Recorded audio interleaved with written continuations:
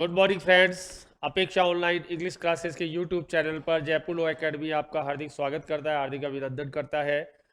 आइए हम ऐसे के पार्ट 2 पर मूव करते हैं। जो हमारा ऐसे का पार्ट था यूथनेशिया यानी दया मृत्यु, जो आज एक $64 क्वेश्चन है, एक पॉन्डेबल क्वेश्चन है। वाद विवाद का विषय है कि क्या यूथनेशिया को लागू कर देना चाहिए, यूथनेशिया शुड बी इम्पोज और not. This is very ponderable question, this is a very grave problem. हमें प्रॉस में भी आर्गूमेंट देने हैं और कॉज में भी आर्गूमेंट देने हैं। इसको लागू किया जाना चाहिए तो क्यों, और नहीं लागू किया जाना चाहिए तो क्यों। भारत जैसे प्रजातांत्रिक देश में जहां पर आर्टिकल 21 लागू है, जो सिर्फ जीने का अधिकार देता है, क्या वहां पर मरने का अधिकार प्रदान किया जा सकता है या नहीं। यही हमारा पॉन्डेबल क्वेश्चन है। आइए यूथनेशिया के पार्ट 2 पर मूव करते हैं, कुछ अच्छे कंटेंट के साथ, अच्छी वोकैब के साथ, अच्छी ग्रामर के साथ। ऐसे के लिए आपके हाथ में कंटेंट बहुत शानदार चाहिए। उस कंटेंट के अकॉर्डिंग आपकी वोकैब होनी चाहिए और उस वोकैब के अकॉर्डिंग आपका रोटेशन चाहिए। जैसे आइए, जीवन और मृत्यु देना सर्वशक्तिमान भगवान का काम है। अब इस सेंटेंस में कोई टेंस नहीं है, देना। और मैंने आपको बता रखा है जब देना आए तो वाक्य की शुरुआत होती है 2+V1 से, यानी इन्फिनेटिव से। तो आइए देखते हैं हम बहुत आराम से। To give life and death is deed of almighty God. Almighty God का मतलब सर्वशक्तिमान भगवान को कहते हैं अलमाइटी गॉड। डीड यानी कृत्य, वर्क नहीं आएगा यहाँ पर। डीड बोलेंगे, डीड का मतलब कृत्य, कृत्य से कनेक्टेड है काम, हमारे वो काम नहीं जो रोजमर्रा करते हैं। तो सेंटेंस शुरू होता है 2+V1 से। To give life and death is deed of almighty God. मगर कुछ लोग असाध्य रोगों के कारण तिल तिल करके मरते हैं। इस फ्रेज को इंपॉर्टेंट कर लेना। यदि आप यूथनेशिया ऐसे लिख रहे हैं तो इस फ्रेज को लाना ही पड़ेगा। कोई ऐसा नहीं कर रहे, कोई हम जबरदस्ती का काम नहीं करेंगे, इसको लाना ही पड़ेगा। असाध्य रोग यानी मालूम है इसका इलाज नहीं है। अब मरना हाथ में भी नहीं है कि बटन दबा दिया और मर गए। तिल तिल करके मरते हैं तो देखिए आप, बट सम पीपल, एक कंजक्शन को काम में लिया। डाई बाय इंचेस, इस फ्रेज को इंपॉर्टेंट कर लेना। डाई बाय इंचेस, तिल तिल करके मरना, घुट घुट के मरना, बहुत 6 महीने में 8 महीने में मरना। यदि एकदम हार्ट अटैक में तो इंसान तुरंत मरेगा, लेकिन कैंसर हो गया या कोई असाध्य रोग हो गया, मरना तो तय है, ये बात तो तय है। लेकिन कैसे? Die by inches. Why? Due to incurable disease, यानी असाध्य रोगों के कारण। ये प्रेजेंट इंडेफिनिट में गया, वो 2+V1 से शुरू हुआ। ग्रामर का होल्ड अच्छा, उसके बाद वोकैब रोटेशन। कभी कभी फिर उसके और आते हैं। मृत्यु उनके लिए निश्चित होती है, ये बात भी सही है कि मरना तो तय है, मृत्यु निश्चित है। Death is on the cards. On the cards फिर एक आपकी फ्रेज है, फॉर देम, उनके लिए। यहां पर सर्टेन भी कर सकते थे। यदि by chance on the cards आपके दिमाग से स्लिप हो जाए तो सर्टेन भी कर सकते थे, फिक्स भी कर सकते थे।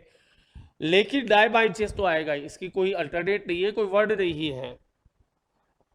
और फिर कभी कभी उनको अपनी अपाई दशा के कारण दूसरों के टुकड़ों पर पलना पड़ता है। पलना पड़ता है आपकी मजबूरी। दूसरों के टुकड़ों पर पलना, पूरी एक फ्रेज आएगी।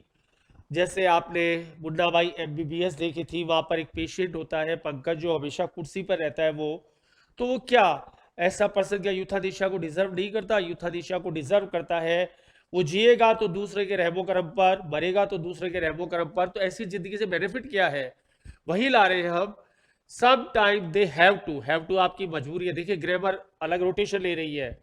दे हैव टू स्पंज ऑन, इस फ्रेज को भी इंपॉर्टेंट कर लेना। Sponge on others due to their crippled condition, अपाहिज स्थिति के कारण। फ्रेजल वर्ब है स्पंज ऑन, फ्रेज है डाई बाय इंचेस, तिल तिल करके मरना, और स्पंज ऑन दूसरों के टुकड़ों पर पलना। ये दूसरों के टुकड़ों पर पलने के लिए कोई बोले साहब इजी वर्ड बता दो, इजी वर्ड और टफ वर्ड कुछ नहीं है, वर्ड ये स्पंज ऑन। और क्या इजी और क्या टफ, वो तो हमारी मेंटेलिटी काम भी करती है कि टफ ही की इजी है। अब दूसरे के टुकड़ों पर पलना, क्या ये लाइन इस ऐसे में नहीं डालेंगे, डालना पड़ेगा।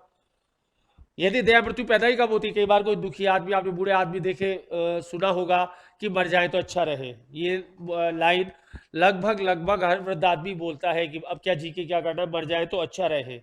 क्यों?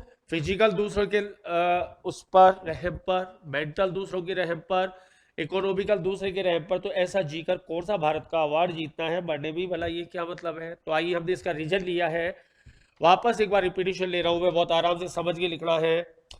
आपको वो कमांड करना है जिस कमांड के बारे में लोग सोच भी ना सके। To give life and death is deed of almighty God, but some people die by inches due to incurable diseases. Death is on the cards for them. Sometimes they have to sponge on others due to their crippled condition, यानी अपाहिज स्थिति। Have to वर्तमान काल की मजबूरी, infinitive से वाक्य लिखा, आपने प्रेजेंट इंडेफिनिट में वाक्य लिखा, जनरल प्रेजेंट में वाक्य लिखा, और आपने मजबूरी में वाक्य लिखा। ग्रामर कैसे रोटेशन ले रही है वो जरा आप कॉन्सेंट्रेट करें।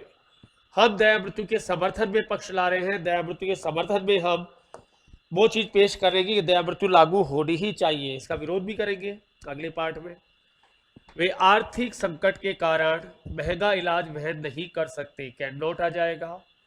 दे can not afford expensive treatment due to economical tribulation. Economical tribulation आर्थिक संकट। सबसे बड़ी युद्धाधीशा तो जीवन में लागू हो जाती है कि पैसा नहीं है, अड़ोसी से मांग रहे हैं, पड़ोसी से मांग रहे हैं, फिर भी मरना तय है। साहब कैंसर था, कितने लाख रुपए लगे, 20 लाख रुपए लग गए, तो खुद तो मरा ही मरा, साथ में सर्वाइवर्स को मार कर मरना तो फिर भी तय है। They can not afford expensive treatment due to economical tribulation, आर्थिक संकट। उनका अस्तित्व एक जिंदा लाश के समान होता है, इस लाइन को भी नहीं छोड़ना है। कुछ लाइनें तो ऐसी है जो आपको लिखनी ही पड़ेगी, ये बहुत इंपॉर्टेंट लाइन है। Their existence is akin to a zombie. zombie का मतलब जिंदा लाश। मुन्ना भाई MBBS में जो पंकज का अस्तित्व था वो था एक zombie.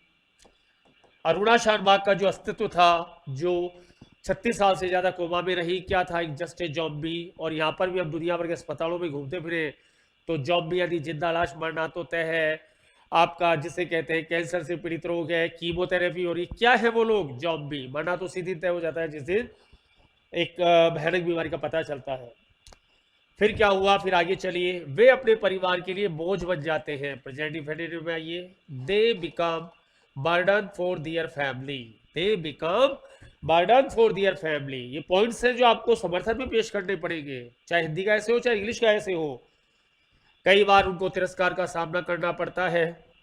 Many times they have to, फिर मजबूरी में आ गए, they have to face humiliation या मर्टिफिकेशन। हिंदी में भी आप ऐसे ही लिखेंगे, आप हिंदी का ऐसे भी तैयार हो रहा है।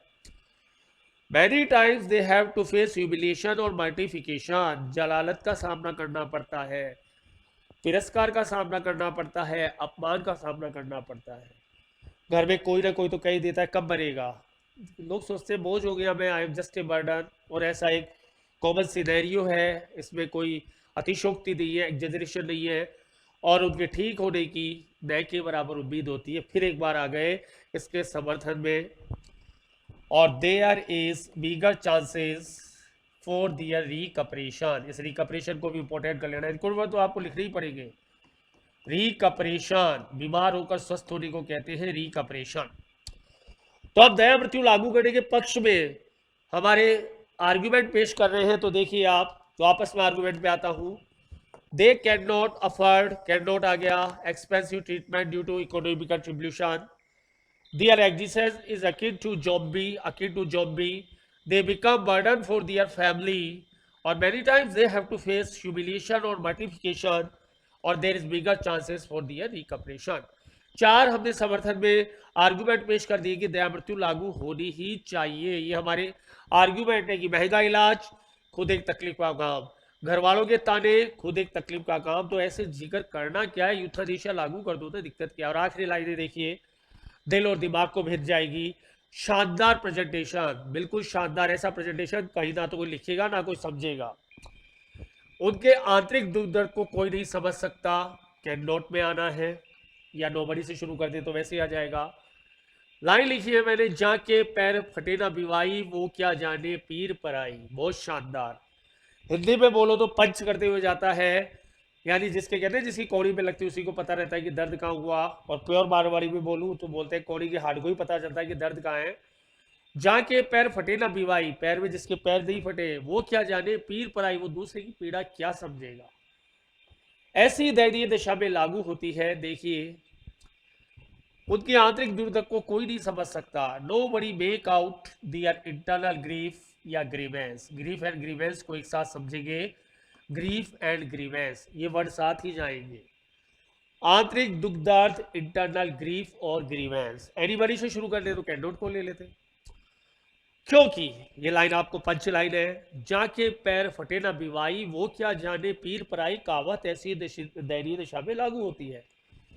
बिकॉज, आइए प्रॉबर पर, कहावत पर। Only wearer knows where is shoe pinches. केवल जूता पहनने वाला ही जानता है कि शू, जूता उसको कहां चुभ रहा है। Only wearer knows where is shoe pinches. This proverb, ये कहावत, ये मुहावरा, ये लोकोक्ति एप्लाइज, लागू होती है इन सच मिजरेबल कंडीशन, ऐसी दयनीय दिशा में। और आखिरी लाइन देखिए, हिंदी में जितना प्रहार करेगी उससे भयंकर अंग्रेजी में प्रहार करेगी। इस प्रकार उस इंसान की सिसकती हुई सिसकियां और बहते हुए आंसू, ये लाइनिंग आपको दुनिया की किसी किताब में नहीं मिलेगी। ये मेरा क्रिएशन है, खुद का क्रिएशन है, जो इंसान के दिल और दिमाग को भेद कर आगे बढ़ जाए। जैसे आपको लग रहा है कि पढ़ना चाहिए, अगले को भी लगेगा पढ़ना चाहिए। इस प्रकार उस इंसान की सिसकती हुई सिसकियां और बहते हुए आंसू दया मृत्यु की गुहार करती है। ऐसा प्रैक्टिकल डे में आइए, उस मुन्ना भाई एमबीबीएस के पंकज को याद करिए। क्या वो नहीं चाहता होगा दया मृत्यु जी कर क्या करना है? जब तक हम हेल एंड आर्टी है तब तक जीवन का मतलब है। यदि हमारी बॉडी में प्रॉब्लम है तो उसी दिन मर जाना लाजमी बनता है। ये आर्टिकल 21 ध्यान नहीं करता। तकलीफ उस इंसान को परेशान करती है जो उसको भोग रहा है, तो उसे जीवन कहते हैं जो परफेक्ट हो। तो देखिए आप, इन दिस वे सोबिंग सॉब्स, बहती सिसकती हुई सिसकियां, सोबिंग सॉब्स और बहते हुए आंसू, शेडिंग टीयर्स, सोबिंग सॉब्स और शेडिंग टीयर्स, गुहार करती है, गिड़गिड़ाती है, मिन्नत मांगती है, एंट्रीट, गुहार करती है, काहे के लिए? फॉर मर्सी किलिंग, दया मृत्यु के लिए। बहुत शानदार आखिरी आपका पैरा, इसको आप याद रखेंगे, लिखेंगे बार बार, क्योंकि ऐसे शानदार पैरा आप हिंदी और इंग्लिश में लिखते हैं तो सामने वाले का दिल और दिमाग खत्म ही। हमारा पार्ट सेकंड खत्म हो रहा है, पार्ट थर्ड पर आ रहे हैं। अब सपोज करिए अरुणा शानबाग थी, वो थी कोमा में, लेकिन हमें क्या मालूम वो गुहार करती होगी तो